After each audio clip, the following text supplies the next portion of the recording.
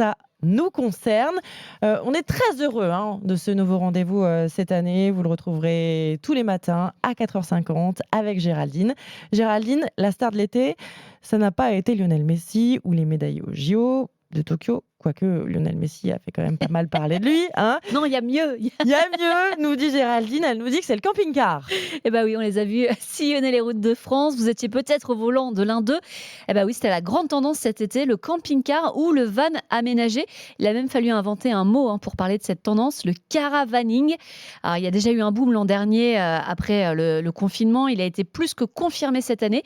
Sur les 6 premiers mois de 2021, les ventes de camping-car ont bondi de 46% par rapport à la même période en 2020. Alors, c'est plus du tout ringard, c'est pas réservé à papy, mamie. Au contraire, vraiment, les jeunes s'y sont mis. Pour les étudiants, ça représente des vacances bon marché parce qu'une fois que vous avez loué votre van aménagé, vous pouvez aller partout sans avoir à payer un hébergement. Comptez un peu plus de 500 € pour louer un Volkswagen California pendant une semaine. Et là, vous avez la banquette arrière transformable en lit, cuisine équipée, douche solaire, tout ça.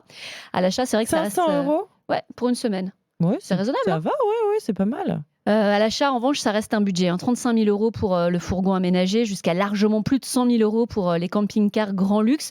Alors, au final, si ces maisons roulantes ont autant de succès, c'est pour leur promesse de liberté, mais aussi leur promesse de sécurité en temps de crise sanitaire. Oui, mais Géraldine, il n'y a pas que des avantages à voyager en camping-car. C'est vrai que l'arrivée massive de ces gros engins n'est pas toujours bien vue dans les centres touristiques, à commencer par la Bretagne, destination préférée des camping-caristes pour sa côte sauvage.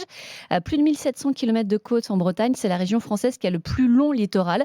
Et donc, certains maires ont pris des mesures comme à Crozon, par exemple, où les camping-cars sont interdits en ville, cantonnés au parking. D'ailleurs, les aires dédiées ont été prises d'assaut partout en France. Là aussi, 45% de fréquentation en plus sur le territoire. Et puis, l'autre défaut de ces gros véhicules, c'est la pollution. 99% roulent au gazole. C'est vrai que c'est pas top pour la nouvelle génération qui, justement, les choisit pour des vacances nature, loin de la foule, loin des embouteillages. Il existe bien quelques modèles électriques, mais c'est très cher. Et avec une autonomie qui n'est pas du tout suffisante pour les longues distances. Donc il y a encore du progrès à faire côté camping-car, mais en tout cas ça marche très très fort.